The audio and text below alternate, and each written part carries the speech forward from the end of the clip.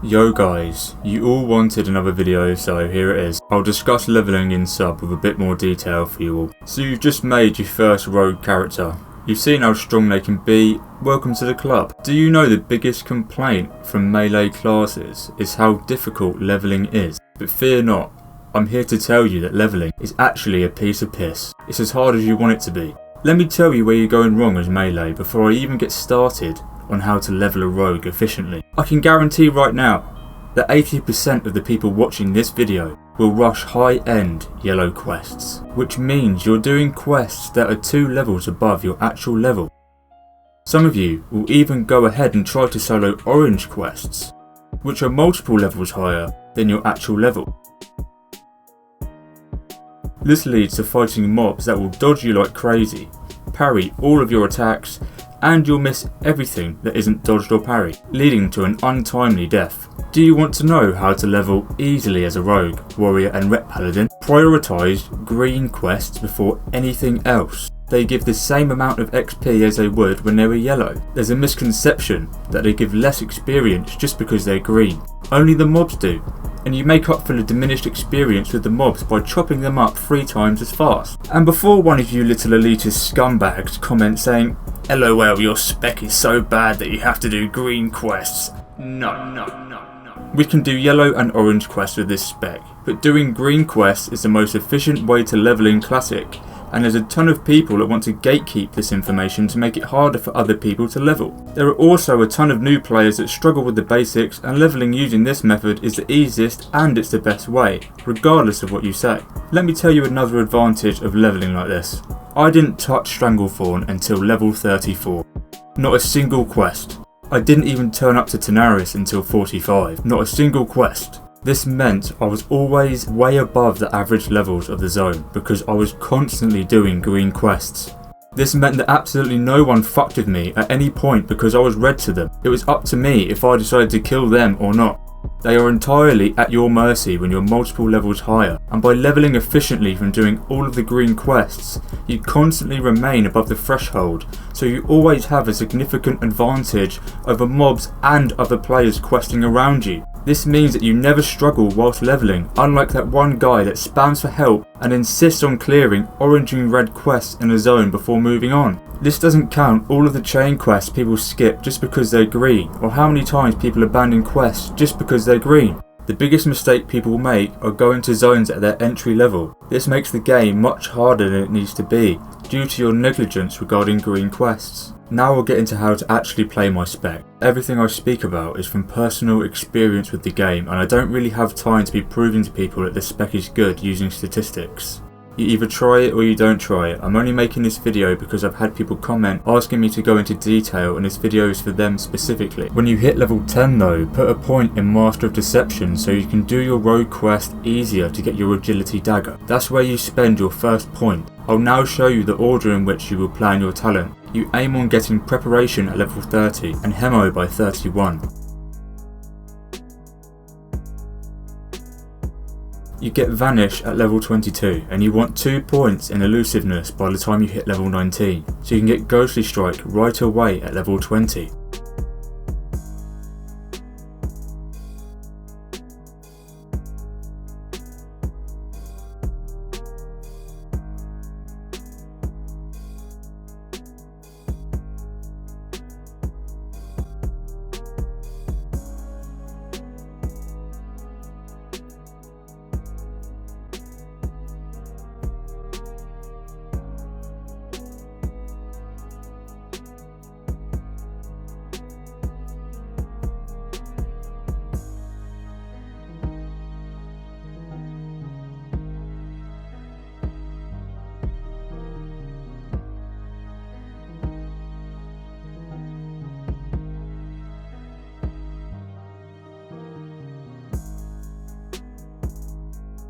Now I'll discuss what happens if you happen to go into the Dead Mines and you win Cruel Barb. Disregard all of the other weapons. So you've won Cruel Barb.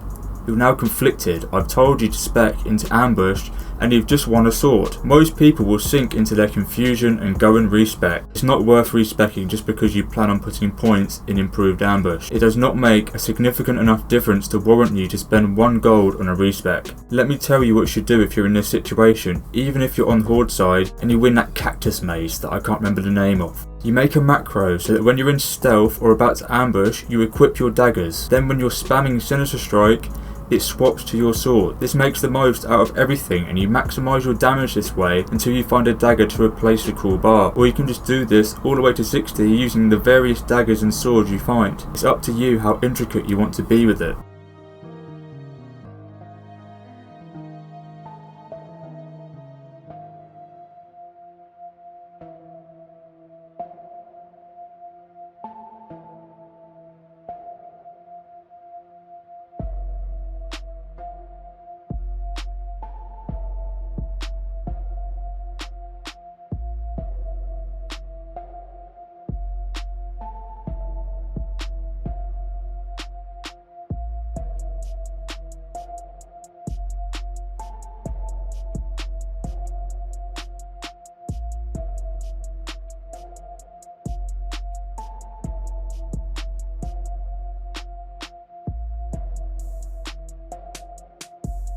Yes, compared to a combat rogue, you will miss more often due to not having the hit percentage. But when you crit and 2-shot mobs and players, and when you can survive, it's a totally different story when they're dead on the ground. They'll wish they were you. Hit rating is almost irrelevant when you're fighting mobs and players that are green to you as well. Now I'll cover the rotation. The rotation rules are really simple, but it depends on the circumstance. If you see a mob that's a caster, you'll know because it has a mana bar. You almost always open with ambush as they're likely a cloth armoured mob with low armour value. You can basically kill these in seconds. This also goes for leather and mail targets as well. If you see a plate armoured mob with high armour values, which you'll know because they're usually wearing plate or a shield and you have Remorseless attacks up, then you can ambush that too as it will likely crit and still do good damage. But if you haven't got Remorseless attacks up, then you want to garrot it, because the high armour values will absorb your ambush like it's a thorn in their side. If mobs are taking you a while to kill or you're struggling, then you need to pop your bleeds. It goes like this: as soon as you open with ambush or garrot, the first thing you want to do is pop Ghostly Strike as you're making the most out of the improved dodge, then slice and dice straight away. After that you pop Hemo and can use your bleeds or eviscerate depending on how far it is from death. When it comes to fighting players, the same rules apply. Unless the warrior you're fighting is badly geared, you probably shouldn't ambush him unless you're confident you can crit them, as garrot will end up doing more damage over time than your ambush will due to their high armour values. Another tip is to never pop evasion / ghostly strike against warriors. Even I've been guilty of doing this sometimes out of instinct, and it's a bad habit more than anything. It's a bit like when you're so used to driving a car that you start to drive like a twat. Don't pop evasion unless you want them to overpower and kill you in 3 hits. You want to crippling poison kite warriors with bleeds so they die slowly while staying just in range so they can't charge or intercept you.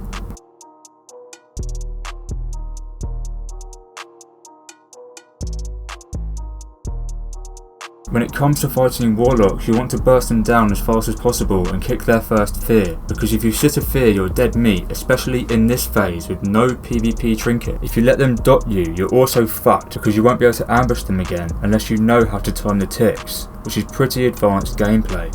Your hardest fight as a rogue is a Shadow Priest. Be wary of these guys.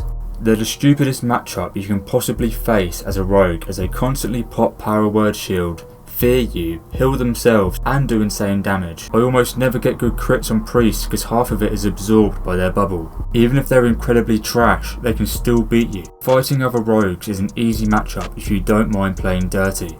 If you see a rogue, you want to open with ambush and instantly rupture so they can't vanish or re-stealth. Alternatively, you can open with garrot and vanish ambush. It's up to you how you do it, but after that it's basically an easy win. Fighting hunters, you want to nuke them as fast as possible, and if they're beast mastery, wait for them to pop bestial wrath and then vanish away from them so you don't get flared. Wait for it to fade, then open again.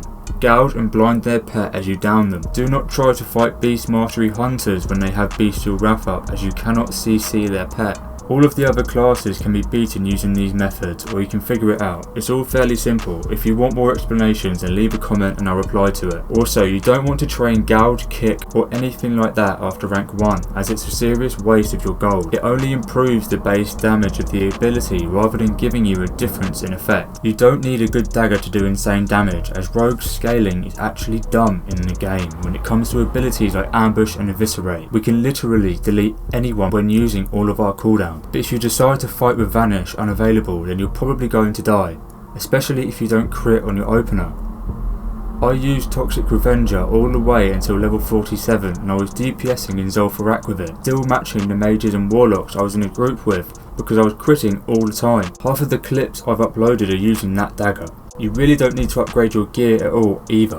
Of course it helps, but it isn't necessary to get to level 60 or to put good damage out. This spec is okay for dungeons, but it is nowhere near as good as combat at endgame.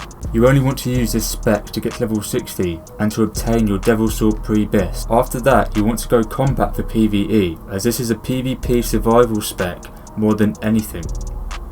I've been using this spec in endgame dungeons, and whilst it can help other melee because of Hemo, it really isn't worth it if you're trying to max out your damage. The last thing I'll discuss is leveling your lockpicking. Don't slack on this, as down the line you can use my method of gold farming to get your mount. If you don't mind having a low lockpicking skill and you don't mind forking out gold to herbalists for fade leaf all the time, then you won't need to bother. I hope you guys liked the video. I know some of you have been waiting for it and I hate to let you guys down. If I missed anything then please comment and I'll get back to you as soon as possible. Thanks for watching.